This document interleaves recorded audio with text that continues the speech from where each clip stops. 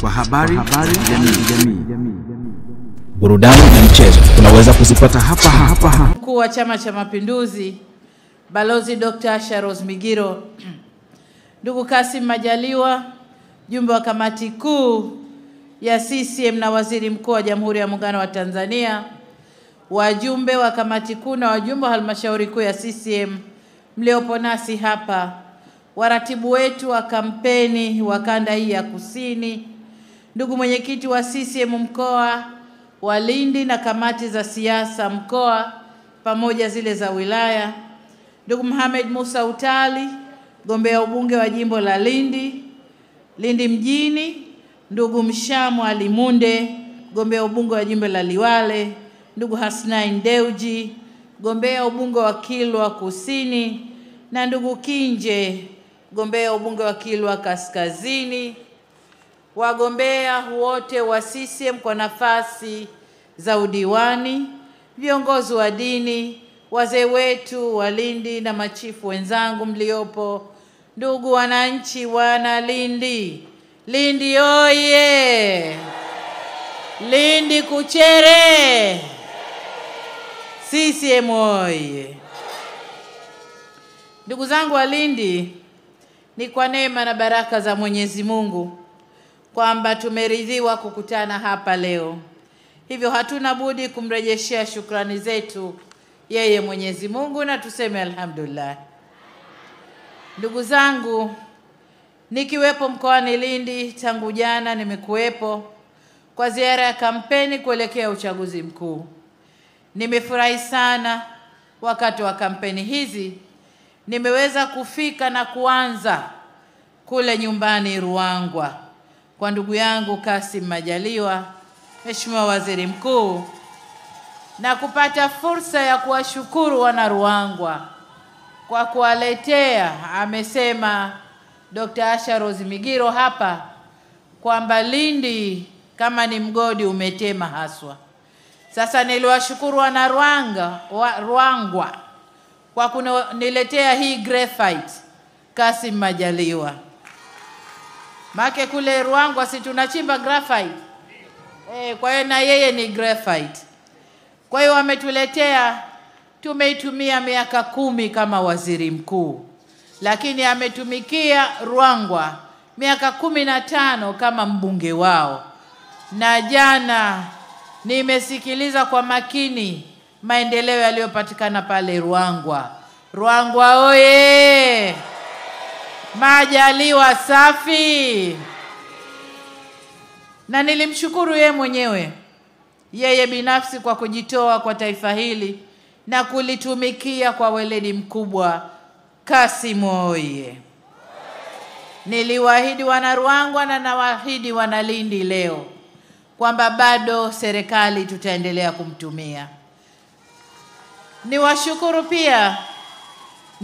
pia wananchi wote wa mkoa wa Lindi kwa mapokezi mazuri. Nasema nilianza pale Ruangwa, mambo yalikuwa ni moto. Nikatoka pale nikaenda, umetoka Ruangwa tumeenda Mtama, mambo ni moto. Na tumekwenda asubuhi hapa Mchinga kwa Mama Salma, mambo safi. Na sasa Lindi mjini mambo ni juu kwa juu. Kwa Lindi oye!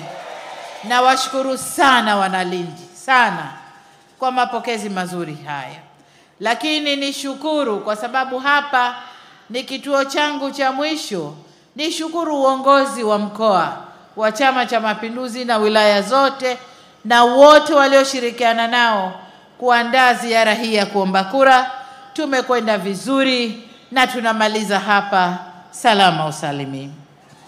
Lakini ndugu zangu wana Lindi, leo tumepata taarifa si ya kupendeza kule Zanzibar. Rais wa Zanzibar ameondokewa na mdogo wake. Lakini mdogo wake huyu alikuwa ni mgombea ubunge jimbo la Fuoni. Lakini Mungu amemhitaji na ametangulia mbele ya haki. Kwa niombe kwa imani zetu kwa dakika moja nasi tumuombe. Na na kwa taarifa tu kwamba watazika kesho baada ya Ijumaa, kwa tutakwenda kuungana nao. Ndugu zangu, ni washukuru ndugu zetu walioungana nasi leo.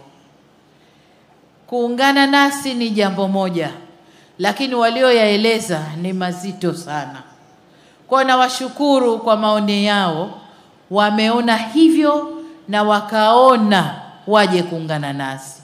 Nina imani wale wengine ambao bado wana roho za kukereketwa, wakiwasikia kama hawa, roho zao zitakuwa zinapoa na Mungu anawapa utulivu wa nyoyo, ili wote tuungane na Tanzania yetu tuende nayo kwa salama, kwa utulivu, kwa amani, wote tuwe wamoja. Tanzania oye! Kwa hiyo kwa dhati kabisa, kwa niaba yenu, nawashukuru ndugu zetu wote walioungana nasi leo. Asanteni sana. Kilichovutia zaidi ni kwamba mama amemwambia baba, bwana hakuna matumaini huko, twende huku, na wote wamekuja pamoja hapa. Baba na mama oye!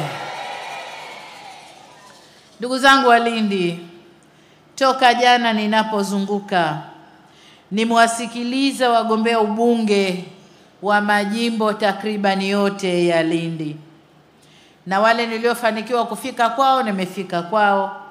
Nimesikia mambo ambayo yamefanyika ndani ya mkoa wa Lindi, kwenye mambo ya sekta za kijamii, kwenye mambo ya sekta za kiuchumi. Nimeyasikia vizuri sana. Kwa kweli kazi imefanyika. Nilikuwa nawaambia wenzenu kwamba hakuna awamu itasema nimemaliza kazi yote. Hakuna. Lakini kwa kweli katika kipindi hiki cha miaka 5 iliyopita, kazi kubwa imefanyika. Na kama mtatupa ridhaa kuendelea, mengi ya yaliyoanza hapa tunakwenda kuyamaliza kwenye awamu ya 6. Kwenye kipindi cha pili cha awamu ya 6. Kwa mfano, usambazaji wa umeme ndani ya nchi yetu. Tumemaliza vijiji vyote vya nchi hii. Tuko nusu ya vitongoji vya nchi hii. Kwa tunapokwenda awamu ya pili, awamu ya 6, ni kwenda kumaliza usambazaji wa umeme. Kitakachobaki ni mtu kuuza mazao yake, atamani umeme uingie ndani ya nyumba yake, ndani ya duka lake, ndani ya taasisi yake. Lakini kwa usambazaji wa umeme, vijiji na vitongoji tunakwenda kumaliza. Maji safi na salama. Tumefika karibu 87% kwa percentage ya pamoja nchi nzima, mjini na vijijini. Ingawa kuna mikoa ambayo mijini tumeshavuka, tuko 100%, na vijijini tumevuka ile asilimia tuliotumwa na ilani. Lakini kwa nchi nzima kwa ujumla hatupungui chini ya 87 mpaka 90.